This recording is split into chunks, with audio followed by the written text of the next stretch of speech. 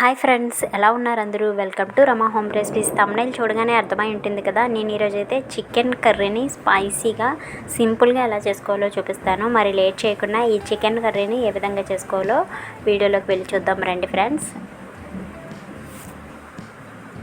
ఈ chicken curry కోసం అయితే మనం చికెన్ తెచ్చుకుంటాం కదా, చికెన్ తెచ్చుకున్నాక నీట్గా పసుపు ఉప్పు వేసి కలపడం వల్ల మనకి నీచు వాసన రాకుండా ఉంటుందన్నమాట.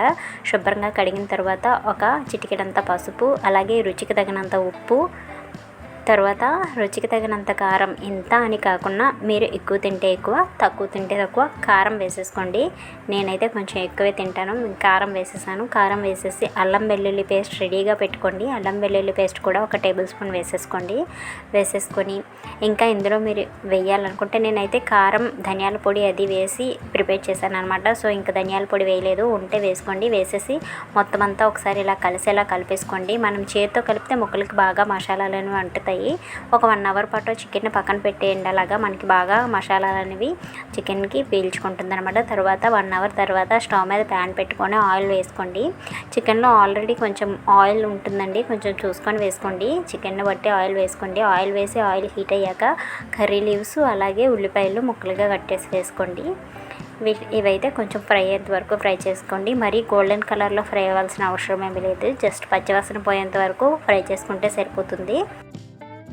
ఆనియన్స్ ఫ్రై అయిపోయిన తర్వాత అల్లం వెల్లుల్లి పేస్ట్ని మనం ఆల్రెడీ చికెన్లో వేసాము, కానీ మళ్ళీ ఇందులో ఒక టేబుల్ స్పూన్ వేయండి. వేస్తేనే బాగుంటుంది. వేసిన తర్వాత పచ్చివాసన పోయేంత వరకు ఫ్రై చేసుకోవాలి. మనం వేసిన వెంటనే అలా వదిలేయకూడదు, ఇది పచ్చివాసన పోతేనే బాగుంటుంది. పచ్చివాసన పోయేంత వరకు అల్లం వెల్లుల్లి పేస్ట్ని కూడా ఫ్రై చేసుకొని తర్వాత మనం ముందుగా రెడీగా పక్కన పెట్టాం కదా చికెన్ని, ఉప్పు కారం కలిపేసి దాన్ని అయితే ఇందులో వేసేసుకోండి. వేసేసుకున్న తర్వాత ఈ ఆయిల్, ఉల్లిపాయలు, చికెన్ ముక్కలు మొత్తం అంతా కలిసేలాగా ఒకసారి గరిటెతో కలుపుకోండి. ఇలాగా సిమ్ని హై ఫ్లేమ్లో ఉంచి కలుపుతూ ఇలా మొత్తం అంతా కలుపుకోండి. ఇలా మొత్తం అంతా కలిసేలా కలిపిన తర్వాత మూత పెట్టేసుకొని మనం ఒక 5 నిమిషాలు అలా ఉంచితే మీడియం ఫ్లేమ్లో మనకి చికెన్ నుంచి వాటర్ అనేది రిలీజ్ అవుతుంది.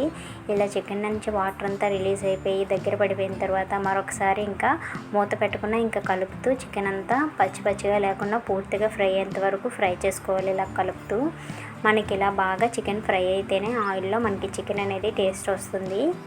ఇలా బాగా ఫ్రై అయిన తర్వాత ఇందులోకి ఒక టమాటాను ముక్కలుగా కట్ చేసి వేసుకోండి. మూత పెట్టుకుంటే మనకి టమాటా కూడా త్వరగా మగ్గిపోతుంది. టమాటా మగ్గిపోయిన తర్వాత ఒకసారి అంతా కలిసేలా కలుపుకోండి. ఇప్పుడు ఇందులోకి గ్రేవీ కోసం ఒక గ్లాస్ వాటర్ వేసుకోండి. వేసిన తర్వాత ఒకసారి మొత్తం అంతా కలిపేసుకొని మూత పెట్టుకొని ఒక 5 నిమిషాలు హై ఫ్లేమ్లో ఉడికించుకుంటే మనకి వాటర్ అంతా దగ్గర పడిపోతుంది.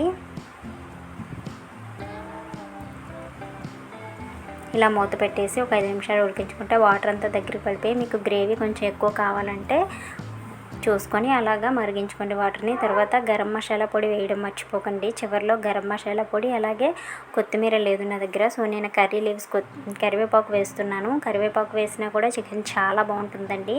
కరివేపాకు వేసేసి ఒకసారి ఇలా కలిపేసుకోండి. ఇంకా అంతేనండి, మనకి స్పైసీగా చాలా ఈజీగా చికెన్ కర్రీ అయితే రెడీ అయిపోతుంది. మీకు గ్రేవీ ఎక్కువ కావాలనుకుంటే ఇదే టైంలో స్టవ్ ఆఫ్ చేసేయండి. దగ్గరగా మనకి ఫ్రై లాగా కావాలనుకుంటే పూర్తిగా వాటర్ ఇంకిపోయే వరకు ఉంచేసి సాల్ట్ సరిపోయిందో లేదో చూసుకొని దించేసుకోండి. ఇంతేనండి, మనకి చికెన్ కర్రీ చూసారా ఎంత బాగా కుదిరిందో.